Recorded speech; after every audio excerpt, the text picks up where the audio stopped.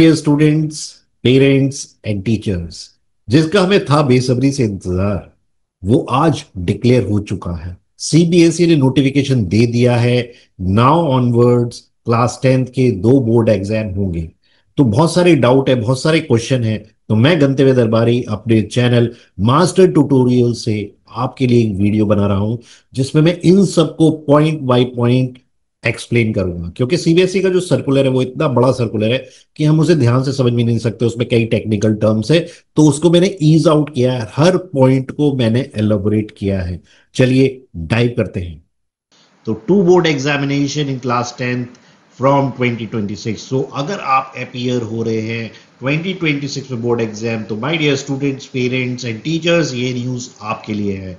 I am गंतव्य दरबारी from master tutorials. CBSE ने 25 जून 2025 को ये ऑफिशियली डिक्लेयर कर दिया है बाय देयर नोटिफिकेशन कि अब वो 2026 में 2 बोर्ड एग्जाम लेगा।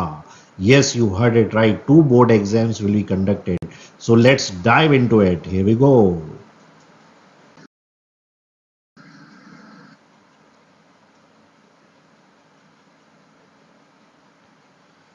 तो सीबीएसई ने ये डिक्लेयर कर दिया है थ्रू द पॉलिसी एनईपी 2020। और उन्होंने ये चीज स्टेक होल्डर से ली थी। अगर आपको याद हो, स्टेक होल्डर से कंसल्ट करने के बाद सीबीएसई ने डिसाइड किया है कि अब वो बोर्ड एग्जाम कंडक्ट करेगी 2026 में। कितनी बार? 2 times. Yes, you heard it right. CBSE 2 बार मतलब 2 बार कंडक्ट करेगी एग्जाम्स। तो इसमें बहुत सारे डाउट हैं जो पेरेंट्स, टीचर्स और स्टूडेंट्स पूछ रहे हैं। चलिए उनको वन बाय वन डिस्कस करते हैं, क्योंकि अगर आप सीबीएसई का सर्कुलर स्टडी करोगे, it will be very difficult to understand. So I have break down all the things in the simpler form. So let's dive into it. Let's C.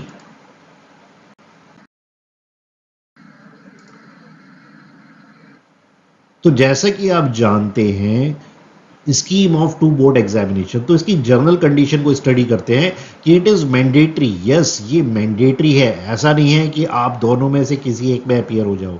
It is mandatory for all students to appear in the first board exam. तो जो first board exam होंगे उसमें ये mandatory है हर बच्चे को appear होना। All passed and eligible students will be allowed to improve their performance in any of the 3 subjects। तो केवल 3 सब्जेक्ट में आप अपीयर हो सकते हैं, साइंस, मैथ, सोशल साइंस या लैंग्वेजेस के। तो अगर आप अपनी परफॉर्मेंस इंप्रूव करना चाहते हो तो आप सेकेंड एग्जामिनेशन में अपीयर हो सकते हो, पर वो केवल 3 सब्जेक्ट्स में होगा। Right? If a student is not appearing in 3 or more subjects, then he or she will not be allowed to appear in second examination. Such students will be placed as essential repeat category। मतलब क्या है इसका? इसका मतलब ये है कि अगर आप फर्स्ट एग्जाम में नहीं बैठते तो आपको सेकेंड एग्जामिनेशन में भी बैठना अलाउड नहीं है। तो आपको नेक्स्ट ईयर यानी 2027 में अपीयर होना पड़ेगा। तो ये बहुत इंपॉर्टेंट है कि आपको फर्स्ट एग्जाम जो होगा उसमें कंपलसरी है अपीयर होना। राइट? क्लियर है? और जो सेकेंड एग्जाम होगा उसमें आप इंप्रूवमेंट दे सकते हैं, पर वो केवल 3 सब्जेक्ट्स में। I hope it is clear. अब कुछ स्पेशल कैटेगरी के स्टूडेंट्स होते हैं, जैसे स्पोर्ट स्टूडेंट्स होते हैं, कुछ विंटर स्कूल्स होते हैं, कुछ CWSN यानी स्पेशल नीड के स्टूडेंट होते हैं। तो उनके लिए कंडीशन दोनों एग्जाम में सेम है जैसे कि थी, तो उसमें उन्हें डरने की बात नहीं है। जो विंटर स्कूल्स है उनमें ये उन्होंने चॉइस दी है कि आप अपीयर हो सकते हो फर्स्ट एग्जाम में या सेकेंड एग्जाम में। राइट? तो ये केवल उनके लिए है जो विंटर स्कूल्स हैं, विंटर बाउंड स्कूल्स, जो कि आपके हिली एरियाज में होते हैं। राइट? अब जो आपके एग्जाम होंगे उससे पहले इंटरनल असेसमेंट होता है। तो ये इंटरनल असेसमेंट और बोर्ड एग्जाम या प्रैक्टिकल्स केवल एक ही बार होंगे, ऐसा नहीं है कि वो 2 बार हो रहे हैं। ठीक है? तो सीबीएसई ने पहली बार अभी डिक्लेयर कर दिया है शेड्यूल। आज है 26 और हमें आज की तारीख में पता है कि हमारे एग्जाम कब स्टार्ट होने वाले हैं। तो टेंटेटिवली ये डेट है 17 Feb, जो चलेंगे मार्च तक। और इसका रिजल्ट भी आ चुका है कि रिजल्ट डिक्लेयर हो जाएगा 20 अप्रैल 2026 तक। और जो सेकेंड एग्जाम है वो होंगे इन दी मंथ ऑफ मई, और उसका रिजल्ट भी आ जाएगा 30 जून। तो अब सीबीएसई ने पूरा डिक्लेयर कर दिया कि भाई आपके एग्जाम कब होने हैं। पहले बच्चे वेट करते रहते थे कि यार एग्जाम कब स्टार्ट हो गए, कब स्टार्ट हो गए, कब स्टार्ट होंगे, पर आज की तारीख में आपको ये पता है कि मेरे एग्जाम 17 फैब को शुरू होने वाले हैं, तो आप लग जाइए, जुट जाइए और मेहनत करिए खूब। And I know you all are my rocking stars, you will definitely score good marks. और इससे रिलेटेड जितनी भी डाउट्स है वो मैं आपको क्लियर करते ही जा रहा हूं।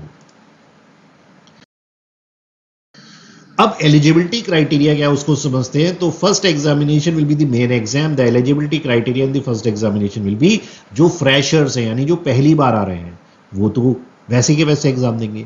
कुछ है जो कंपार्टमेंट में और जिनको सेकंड चांस मिला है, या कुछ रिपीट कर रहे हैं, या कुछ इंप्रूव कर रहे हैं, ठीक है। और जो सेकंड एग्जाम में वो है उसका कैटेगरी मैंने आपको बता दिया है। इंप्रूवमेंट आप केवल 3 सब्जेक्ट में दे सकते हो, या जो फर्स्ट और सेकंड चांस जिन्हें कंपार्टमेंट में मिला है वो, या कंपार्टमेंट प्लस इंप्रूवमेंट।